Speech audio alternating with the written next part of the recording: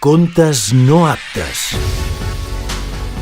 En moments determinats, la vida ens proporciona històries inimaginables que moltes vegades ens creen confusió, perquè és la mateixa ment qui viatja pel desconcert de la realitat.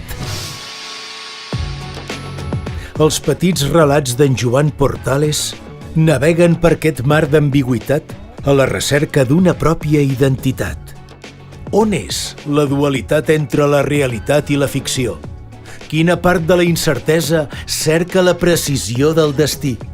Quin desconcert ens apropa a la claredat? Contes no aptes. La solució final humanitària, de Joan Portales. SFH. La solució final humanitària.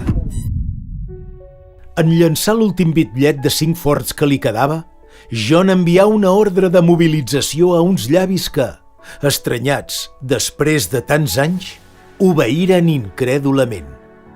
Seguiren 2 llàgrimes amb un toc de sal que relliscaren fins uns llavis somrients. Aquell bitllet no li serviria on no calien diners, on no li faltaria de res a la seva nova i definitiva residència de la SFH. I les llàgrimes no foren res més que el preludi d'un bram d'èxtasi que no intentà reprimir, en travessar la porta.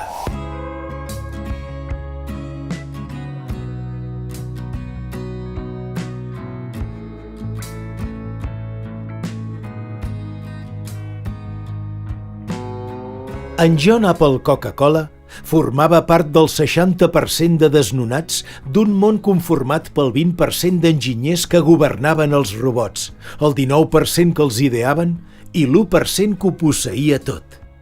Després de rodar pel món d'alberg en alberg, malvivint amb els 15 forts mensuals que obtenia de l'esponsorització dels seus cognoms, avui, 7 de juliol de 2045, tenia la sort de formar part de la primera fornada de beneficiaris de la SFH.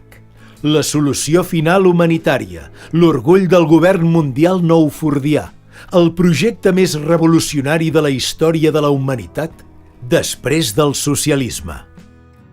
SFH-1 era la primera de les 80 macrociutats de 100 milions d'habitants que s'acabarien construint en tan sols 10 anys com a solució final humanitària pels 8.000 milions d'intocables del planeta.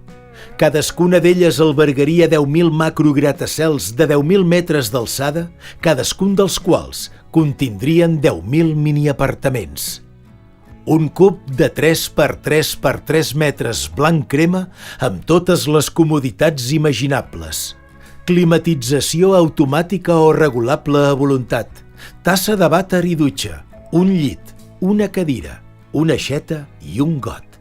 La joia de la corona era la taula de despatx presidida per la pantalla i el teclat del supercomputador Hux 1, l'última i més sofisticada obra sorgida de Silicon Valley. Centrada en una de les parets blanc crema, la porteta de subministrament de pastilles d'alimentació.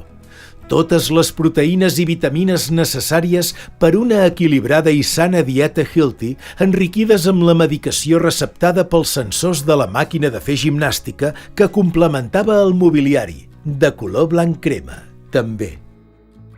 Un cop eixugades les llàgrimes, John s'empassà la primera pastilla. L'emoció li havia obert la gana. S'assegué davant la pantalla i en el que havia de ser l'acte més transcendental del seu dit índex des que el va parir la seva mare, premé el botó del creador de realitat virtual definitiu.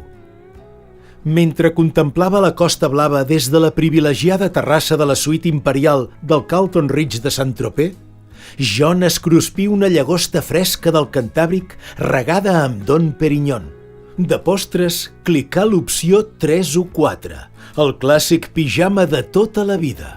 I en acabar, s'estirà a fer una migdiada. Sense adonar-se'n, havia engolit l'ampolla de xampany sencera. Tot just llevar-se, acompanyat d'un cappuccino, s'entretingué en triar pla per al que seria la seva primera tarda-nit. S'havia de celebrar l'esdeveniment com calia. Després de menysprear el 545, visita guiada per Nadiu al Louvre, així com el 244, plàcida tarda a la Biblioteca Nacional de Bulgària, es decidí pel 669, representació de la cavalcada de les Valquíries des de la llotja presidencial del Metropolitan. En sortí inexplicablement impel·lit per un dels misteris insondables de la naturalesa humana. Se sentí calent i després de dubtar seriosament entre desfloració de núvia a la flor de la vida o orgia a les cavernes del Sado, es decidí per nit de putes cares a Montmartre.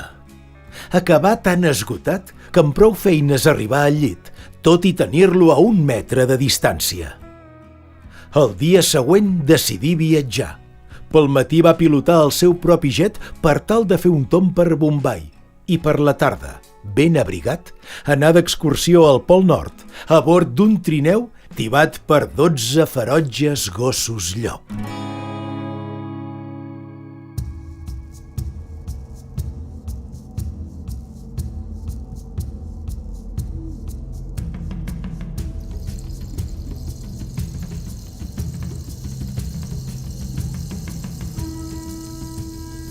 Un dia, passada una setmana de deliri, es llevà inquiet. No sabia què tenia, però no estava bé. No era un neguit greu, però sí persistent. I no se l'esperava. Es preguntà si potser era la temperatura el que l'afectava. Potser tenia calor. Baixar 1 grau al termòstat i experimentar fred. Potser és el grau d'humitat? Es preguntà. I no fou fins que experimentà la darrera de les 43 combinacions de temperatura de sensació que veié la llum. Aire. Aire fresc és el que necessitava. Sortir. Quelcom tan senzill com sortir. Havia oblidat talment la senzillesa de la vida, la senzillesa de la naturalitat de la natura.